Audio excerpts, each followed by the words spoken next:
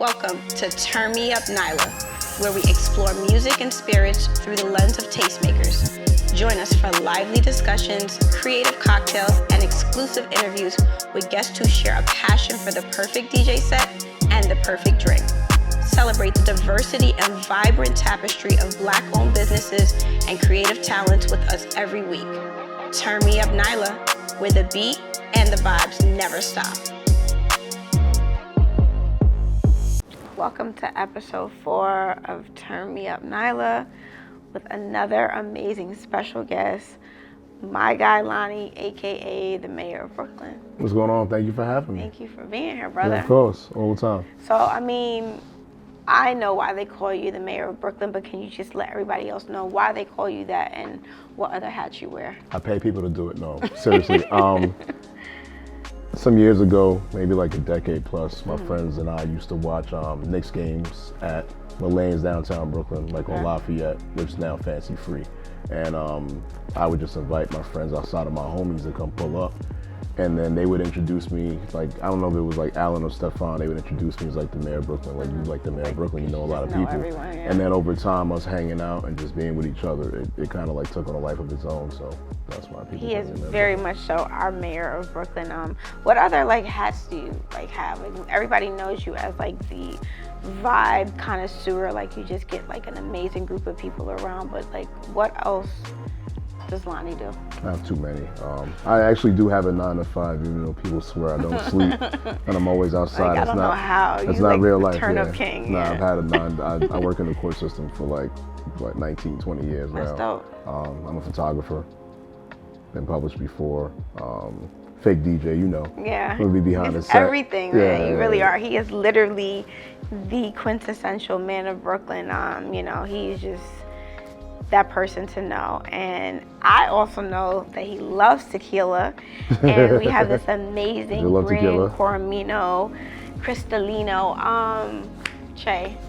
We gotta hook Lonnie up with an amazing tequila drink. What do you have for us? So Lonnie, this cocktail is called, obviously, the Mayor of Brooklyn. I don't know you personally, but what I've heard about you is you're definitely a vibe curator. You are strong, bold, and very much a staple in the community. So this cocktail is gonna be just that, strong, spirit forward, and I'm using the Grand Coromino and Yeho cocktail to make you a twist on an old fashioned. I'm with that, let's do it. That's dope, that sounds amazing. So let's toast to episode 4. And 400 more. Hey. It'll be like selection and shit. Yes, I love that. Let's taste it. This is fire. Yeah. This is good. Yeah, this is me. Damn. You don't even want to put it down. All right, listen. You want to make me a bet to So take wait, home? take another sip because I want to know, because this is the part of the show where I want to talk about your most memorable DJ experience. Like, what exactly did that DJ make you feel like the first time you heard them? Do you remember where you were? Years ago, I think this might be Miami Carnival 2008 or 9 at Bongos by American Airlines Arena. Okay. Jabba, Bobby Condas, I think Steely Bashment, Pee-wee from Pretty Posse, and Collie Buds. That's when Collie Buds was moving. So he was there, he performed.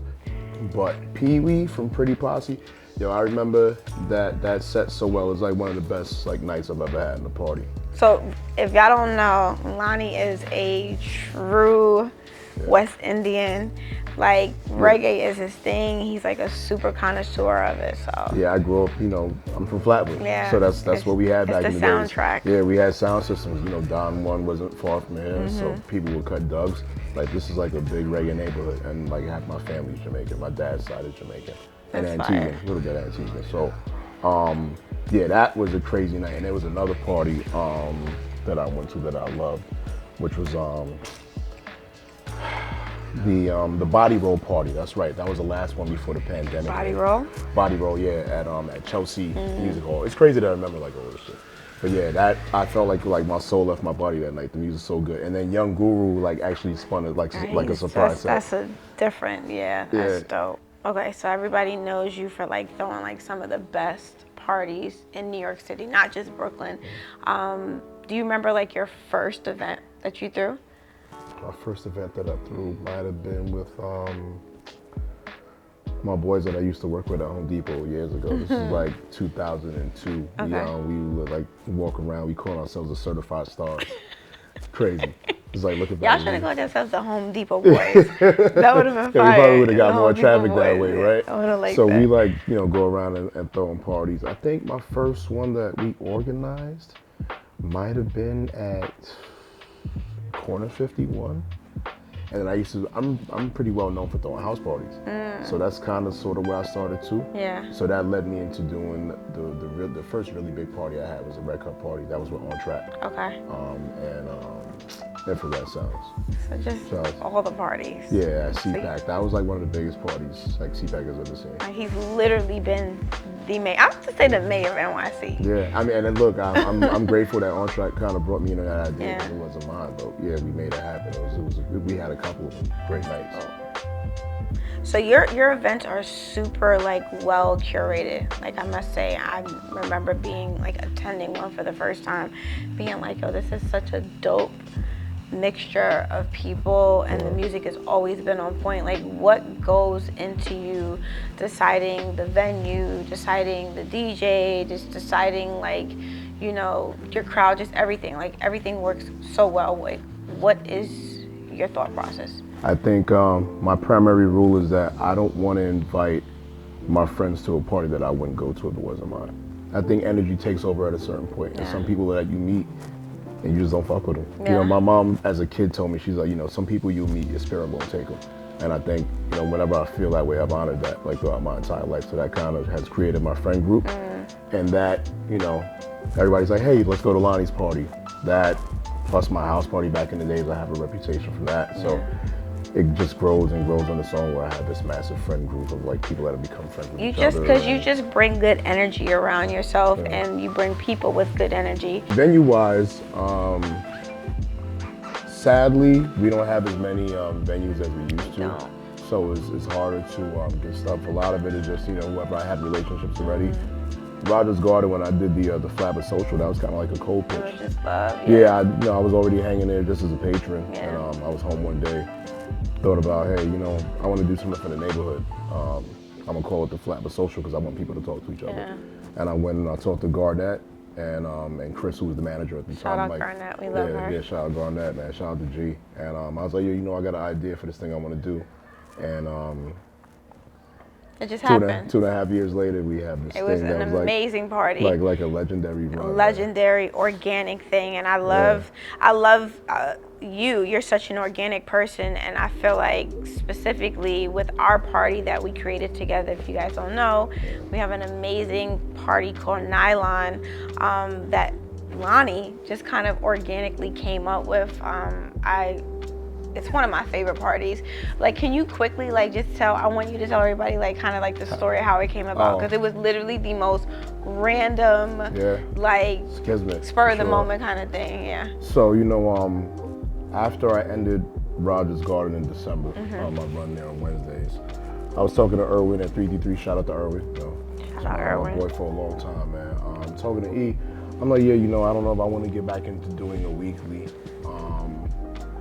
Maybe I can help you do some things if you want to build out your Saturday nights. I can get you DJs. I know all the DJs. I reached out to someone earlier in the week. They weren't available, and So I was second choice. Look. Oh, wow. But Let me look. take a drink, but go ahead. No. But look, I got to tell the story for real. Go So ahead.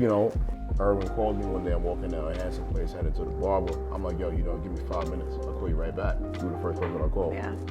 I'm like, what are you doing tomorrow night? I was available. Yeah, you I'm available. I said, we start talking numbers. He was literally in the barber chair, and So he's sending over I'm in the barber he's chair. what do you think about nylon? And before he even told me, I just thought of the magazine. Yeah. And before I even said to him, the magazine, he sent over a logo with the same magazine logo. I'm like, oh my god, this is perfect. You understood it. Because of course, I knew Lionell. I didn't want a capitalized space. Massive. If y'all didn't know, nylon is short for a combination of our names. It's Lonnie. Nyla and Lonnie. Genius. So I'm sitting in the chair. I'm like, I think this is a cool theme. It's short notice. but I think this will work. And it's been I working sent it to her. ever Yeah, it's since. been working ever since. I'm like, yeah, and I had like the flyer in my head. I'm like, yeah, it's gonna be like, you know, a light color, simple text, Everything. just like sparse details, and I think And I it'll work. really appreciate, and I tell you this all the time, thank you for allowing me to be me in this party. Like, you've always 100% advocated, show up as NYLA. Make the people love NYLA, give them NYLA, don't do anything else. And I appreciate that for that, because, you know, a lot of people try to conform us and put us in boxes, and I think that's why so many DJs respect you and work with you, because they understand you understand the craft and you know the value of a DJ and what we bring as individuals, you know. And I want to have a good time too. Like, I don't want to be in my party upset you like that. drink The your DJ tequila, you know. I don't want to be upset that the DJ is terrible. I want to have a great time. But also, like, you know, ladies love Lonnie. They love him. But also, I'd heard you at Old Taboo like a bunch of times, and I'm like, you know, when we had the opportunity to work together, I know you could hold a room because you played a stretch set like the entire night. Yeah. So it was nothing for you to do a few hours in a row. You've done that consistently. Yeah. So I'm like, hey, you know, come, and then you started spinning for me and Mike.